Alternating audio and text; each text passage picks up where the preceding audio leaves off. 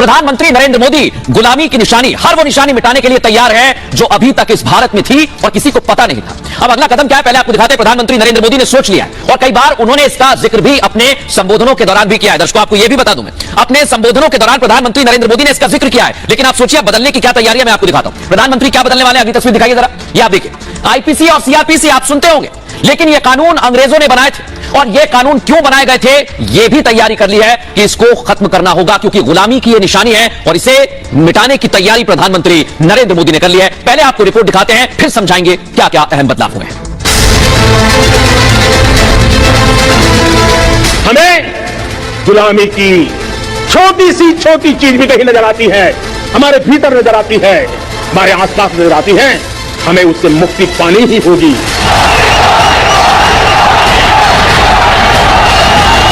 कभी भी गुलामी वाली दिनों की मानसिकता में डूब मत जाना दोस्तों। हिम्मत के साथ बात कीजिए दुनिया से, दुनिया सुनने के लिए आतुर है। मोदी सिर्फ कहते नहीं, जो कहते हैं वो जरूर करते हैं। अंग्रेजों की गुलामी की एक और निशानी मोदी मिटाने जा रहे हैं। देश की आजादी के 75 साल बाद भी भारत अंग्रेज के जमाने के कानून ढो रहा था, मोदी उसे बदलने जा रहे हैं। अंग्रेजों ने कानून न्याय के लिए नहीं, अपनी गुलामी और भारतीयों के उत्पीड़न के लिए बनाए थे। मोदी सब बदल डालेंगे। गुलामी की सभी निशानियों को हम समाप्त कर देंगे, हमारे मन से वो बोझ को दूर करेंगे। माननीय अध्यक्ष जी, आज मैं जो तीन विधेयक एक साथ लेकर आया हूं, वो तीनों विधेयक एक प्रकार से मोदी जी ने जो 5 प्रण लिए हैं उसमें से एक प्रण की अनुपालना करने वाले हैं। अब मोदी अंग्रेजों का कानून, देश की पुलिस के काम करने का तरीका, देश की अदालत, कोर्ट कचहरी सब बदलने जा रहे हैं। गिरफ्तारी से लेकर सजा तक जल्द न्याय मिले, फाइलों में दबे करोड़ों केस जल्द निपटेंगे। देश में अब तेजी से न्याय होगा। किसी भी कोने में हमारे मन के भीतर, हमारे आदतों के भीतर गुलामी का एक भी अंश अगर भी अभी भी है तो उसको किसी भी हालत में बचने नहीं देना। अब 100% सैकड़ों साल की गुलामी ने जहां हमें जकड़ कर रखा है, हमारे मनोभाव को बांध करके रखा हुआ है, हमारी सोच में विकृतियां पैदा करके रखी है। हमें गुलामी की छोटी सी छोटी चीज भी कहीं नजर आती है, हमारे भीतर नजर आती है, हमारे आसपास नजर आती है, हमें उससे मुक्ति पानी ही होगी। तो सुना आपने, प्रधानमंत्री नरेंद्र मोदी ने यह लाल किले की प्राचीर से कहा था और इस पर वो अमल कर रहे हैं। कैसे कानून बदले गए हैं, क्या इसमें सुधार हुआ है, सबसे पहले आपको बताते हैं। जो एफआईआर आप सुनते आए हैं दर्शकों, अब उसमें भी बहुत कुछ बदल गया है। क्या बदला है सुन लीजिए। एफआईआर का मतलब होता है प्रथम सूचना रिपोर्ट, और नए कानून के बाद एफआईआर में दर्शकों अब बदलाव किया जाएगा। एफआईआर कराने की व्यवस्था को बदला जाएगा।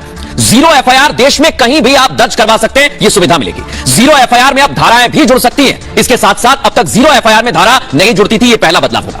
15 दिन में जीरो एफआईआर संबंधित थाने में भेजनी होगी। समझ रहे हैं आप? पुलिस अधिकारी गिरफ्तार लोगों के परिवार को सर्टिफिकेट देंगे और गिरफ्तार व्यक्ति के लिए संबंधित अधिकारी जिम्मेदार होगा।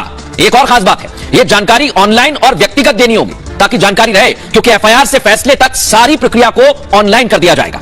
पूरा सिस्टम डिजिटल होगा, पेपरलेस होगा, यह बड़ी बात है। और सभी अदालतें 2027 तक कंप्यूटरीकृत करने की तैयारी भी सरकार ने कर ली है। आप सोचिए जरा, सर्च और जब्ती की भी वीडियोग्राफी की जाएगी। तो ये आपने समझ लिया कि कैसे एफआईआर में बदलाव कर दिया गया है, ये तो आपने समझ लिया। लेकिन एक और खास बात है, एक और खास बात है, क्योंकि अब और भी बदलाव किए जा रहे हैं। अब मैं आपको बताऊंगा, आपने एक फेमस डायलॉग सुना होगा, तारीख पर तारीख, और ऐसा कोर्ट में होता था दर्शकों। लेकिन अब क्या होगा, अब बदल गया है मामला। समझिए जरा, नए कानून में पुलिस को 90 दिन में चार्जशीट दाखिल करना अनिवार्य होगा।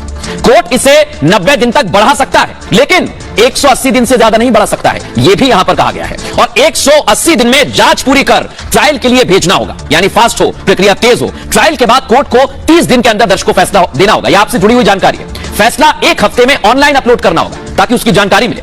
और 3 साल से कम सजा के मामलों में संक्षिप्त सुनवाई होनी चाहिए। और अदालतों में जो पेंडिंग केस हैं उनको सुलझाने में बहुत मदद हासिल होगी दर्शकों।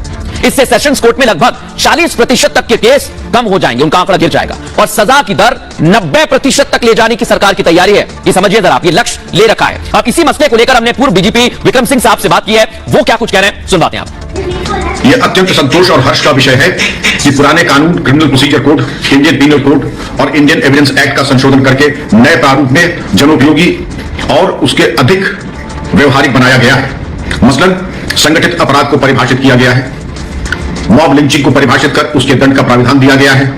जिस प्रकार की गतिविधियां राष्ट्र विरोधी तत्व जैसे पीएफआई, इंडियन मुजाहिदीन, नक्सलपंथी आदि हैं, उनसे निपटने के लिए यह आवश्यकता थी कि कठोर अधिनियम लागू किए जाएं। इसलिए इनका स्वागत किया जाता है। इनकी बहुत आवश्यकता थी जनहित में और देश हित में।